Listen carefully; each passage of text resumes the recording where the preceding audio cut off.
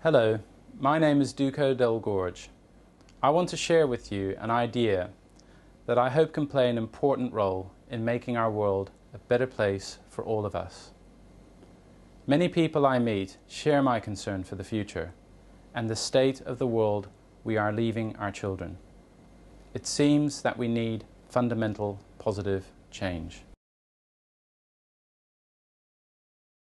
As Einstein said, the definition of insanity is doing the same thing over and over again and expecting different results. And right now, the results are not looking good. Business has arguably the largest impact on humanity and on our planet. So we cannot continue with business as usual. We must find new ways of doing business. And my belief is that social business must play a big role in shaping a better future. Social business is not a new concept. It has been around for a long time. However, truly social business represents probably less than 0.1% of all business. If we can get social business to represent 50% of all business by 2050, then I think we will see a tremendous positive influence on humanity and ecology. This is my life in pictures. I was born in 1960 in Prague, although I am Dutch. I have lived in 8 cities in 7 countries. This experience, together with the guidance provided by my father and mother, has helped to shape my views. I have also learned as much as possible from people who have devoted their lives to understanding our world and how it functions. The reason I share this with you is because, as would be expected, my life experience has influenced my thinking. Of all the places I lived in, one stands out in particular: Mumbai, or Bombay as it was still known then, between 1965 and 1968. At that time, I would see children in the street begging, frequently coming right up to our car window and knocking on it. Witnessing poverty or homelessness directly leaves an indelible mark on your consciousness. To have in Mumbai, within a short walking distance of such street beggars and abject poverty, the most expensive residence in the world, built at a cost of $1 billion, with 600 servants, is for me a striking manifestation of the problems of our world. Our world is unbalanced and precariously positioned. Let's consider 2 periods of time, 2 half-centuries, one that ends today and one that starts today. When we reach 2061 and look back at the previous century, which of these 2 half-centuries will we consider to have been better for humanity? We can only speculate, but my view is quite clear. The next half-century will be worse for humanity if we continue to follow the present course. My hope, though, is that it will prove to be better, but I only see this as being possible if truly socially responsible business becomes the dominant business model. This man, Paul Newman, is my hero and mentor, but perhaps not for the reason you imagine. Oh sure, he was a hero in many of his movies, but I refer to his real life. It was in 1982, about 30 years ago, that Paul Newman was in his garage making pasta sauces and dressings, and he gave them to his friends. And his friends thought they tasted so delicious, and they said, "Why don't you sell these?" And that's how Newman's Own started. Only what made Newman's Own different from other companies is that Paul Newman decided to donate all the profits to charity. You see, he did not need any more money. He had enough. Does that seem amazing to you? It should seem normal, but it was something of a revolution at the time. When I first saw these products in the supermarket 30 years ago, I thought to myself, what a wonderful idea. I thought that everyone would start doing business this way. Well, I was wrong, or perhaps simply premature. Newman's Own has so far donated over $350 million to charities. But social business has potential even far beyond giving to charities. This is not to say that social business has not evolved at all over this time, but still it accounts probably for less than 0.1% of all business. The time has arrived for social business to come onto the main stage. You may still be asking yourself, why is this so? I will now explain why social business needs to come alive, to become big, also what it may look like, and finally, how this can be achieved. First of all, let's look at why social business needs to become the main business format, and how this can be achieved. There are two levels of this question. Why do we need a better world? And why can social business help to make a better world? Why do we need a better world? Well, perhaps this cartoon helps to put that question into perspective. But to explain a bit further, let's look at just a few of the major issues that need our urgent attention. Climate change, freshwater scarcity, deforestation, loss of biodiversity, overfishing, industrial farming with all of its externalities, poverty, and the wealth gap are just some of the critical issues we face, with many of the worst consequences already upon us, but with much worse to come. When The Economist runs an issue about the vanishing North, as it did recently, and the implications of climate change, you know we need to take things seriously. The Economist suggests that we still have perhaps a couple of centuries before most of the world's biggest cities will be inundated, displacing about 1 billion people, not to mention all of the infrastructure that will be lost. Do you think we should wait a little longer before taking remedial action? Biodiversity is being slashed at an alarming rate, also with potentially devastating consequences. The problem is that we are living beyond our planet's capacity to accommodate us. The Limits to Growth, published in 1972, a landmark book on sustainable development, and its sequel, Beyond the Limits, published in 1992, clearly stated our options. Move to sustainable development or face collapse. It's as simple as that. For now, we are choosing the second option, with the timing of such a collapse being in the coming decades. The wealth gap is another major failure of our system. In Britain, the richest 1% of individuals receives about 20% of all income. This is back to levels not seen since almost a century ago. Whose master plan was this, and for what purpose? In the US, not surprisingly, the picture is no better, with 50% of total income going to the top 10%. 50% going to the top 10% of people. bringing us back to levels not seen since the Great Depression. Something we would do well to keep in mind.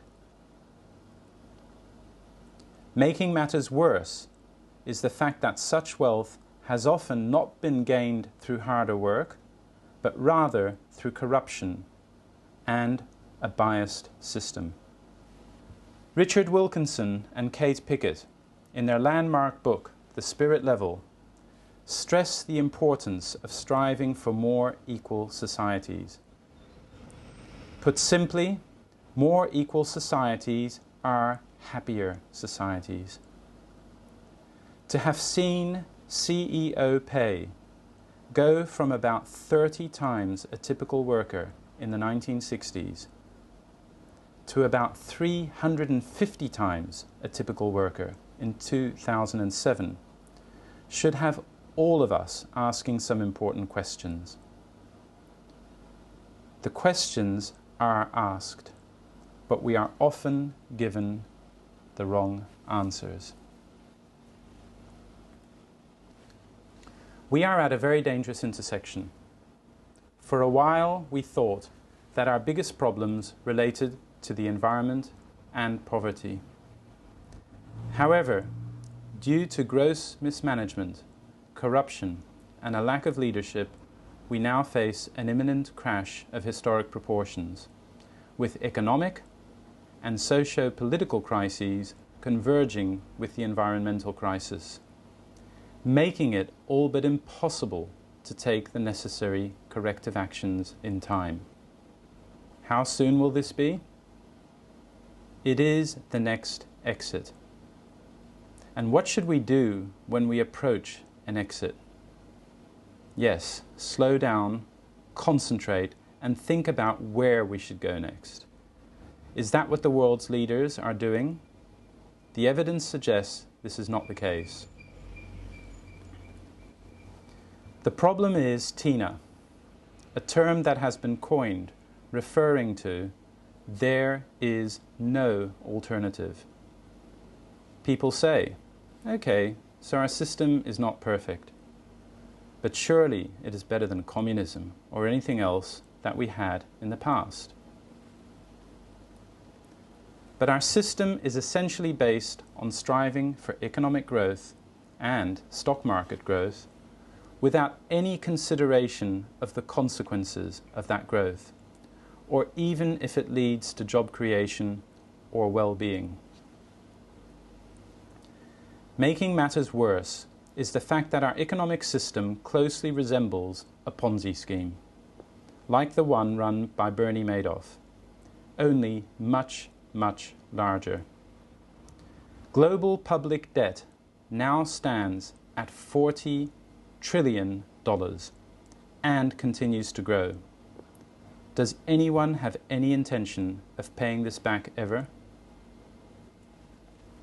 So let's say goodbye to TINA, there is no alternative, and say hello to TAMA.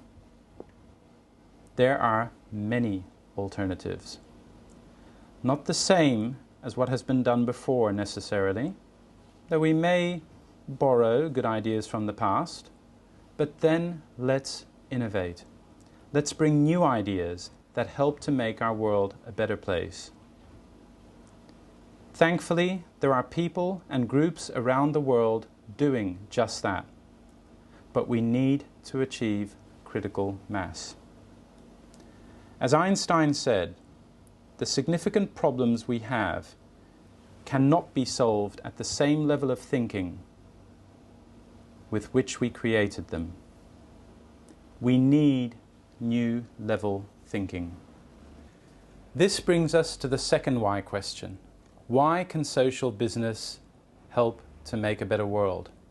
Here is a simple evaluation of the alternatives. Who dug us into this mess? And who do we expect to dig us out of it? Government?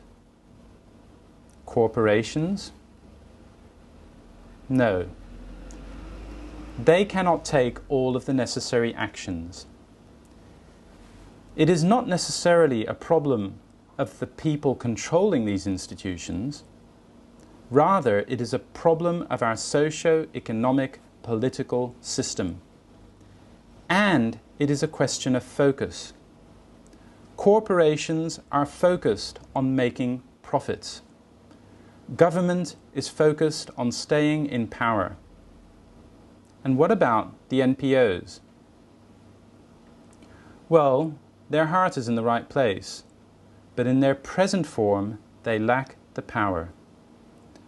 Only the collective power of people will ensure that we get on the right course. And there is no better way to achieve that than through social business. To get results, you need money and organization. Looking at this slightly differently, to get the right results, we need ethics and power. An unlikely but not impossible combination. In this matrix, I have represented corporations as LLC, Limited Liability Company. Well, LLC and government certainly have the power, but they lack ethics. NPOs have ethics, but they lack power. The huge opportunity we have all been waiting for is social business. We are the ones we've been waiting for. You've heard that before. But what I'm saying is that we need to organize ourselves as social business. Here's another way of looking at it. Stephen Covey is the author of The 7 Habits of Highly Effective People. The third habit is putting first things first. In other words, focusing on priorities.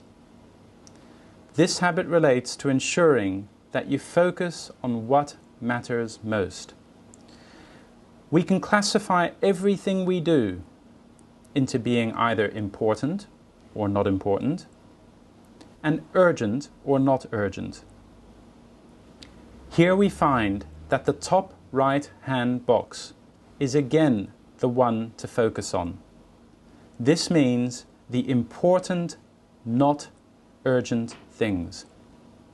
Social business is very important, but it is not yet perceived as urgent. Quadrant 2 is all about prevention, as well as new opportunities.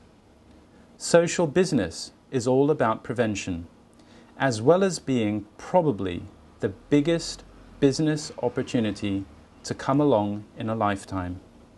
Now that we have covered why social business is needed, let's look at what social business actually is. I want to remind you that the concept of social business is not new. I already referred to Paul Newman as one example.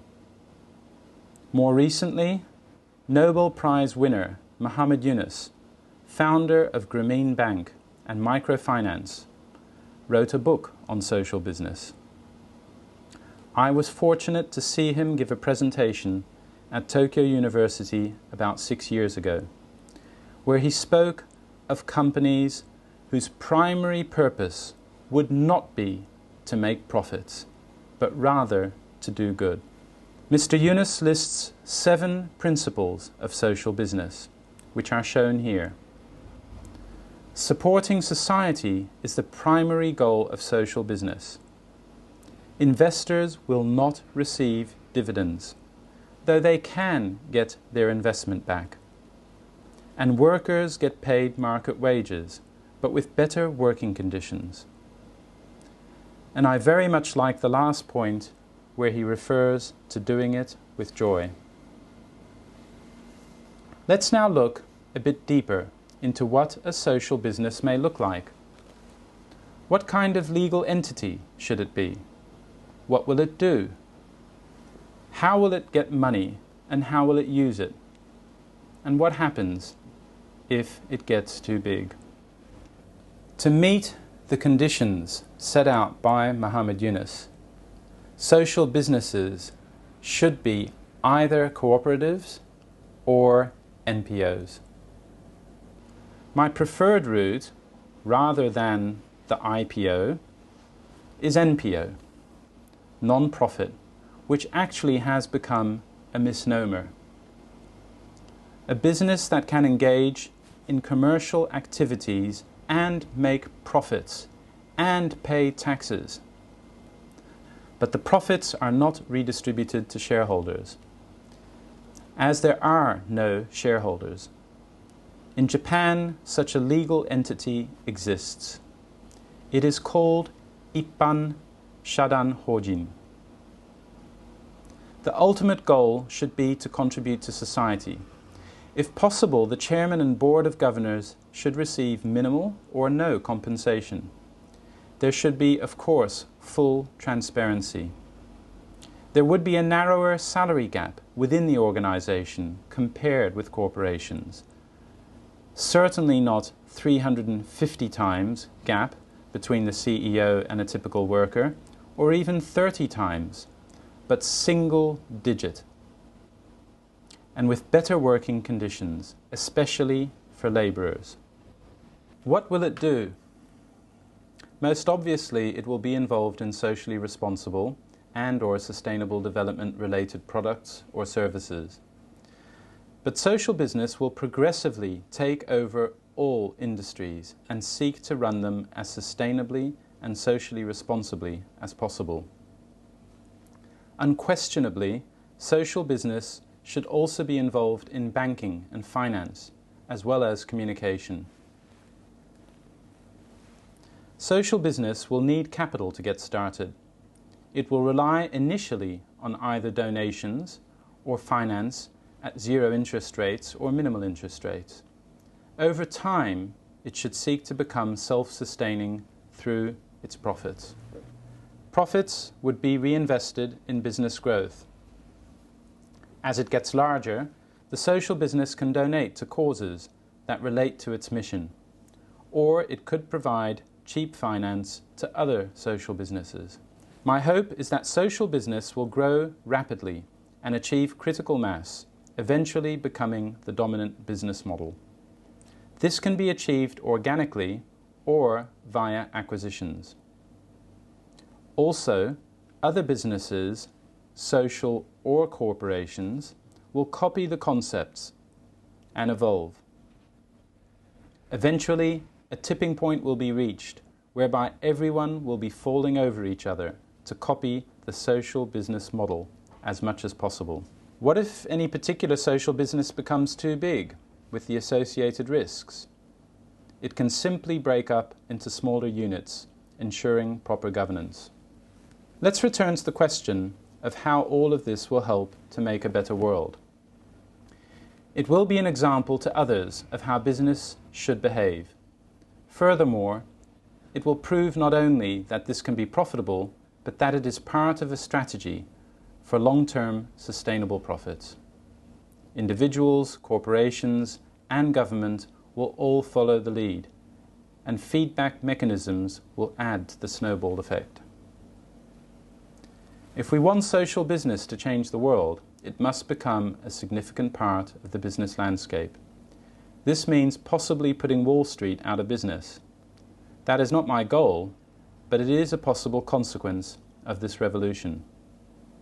Let's work to make social business 50% of all business by 2050. Then I believe we will see a better world.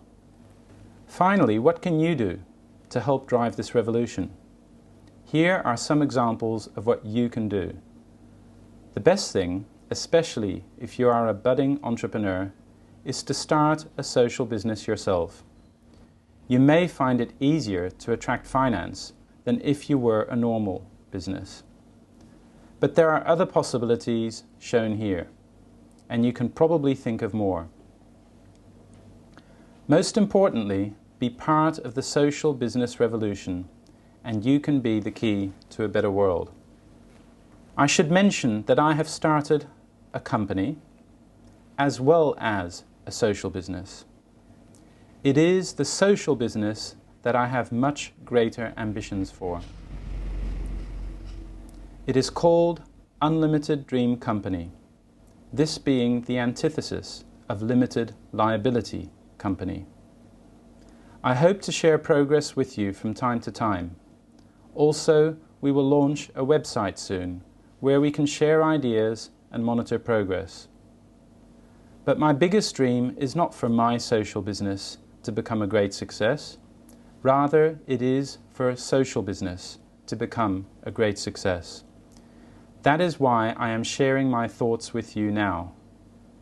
Please make your social business a big success. If you have ideas on how to improve this presentation, how to make the message clearer, stronger, more inspiring, please contact me. If you agree with the message of this video, please share it with as many friends as possible. The more quickly we share this message and get people around the world to take action, the sooner we will be on track to a better world. Thank you for your attention. I wish you great success in your journey to help make a better world.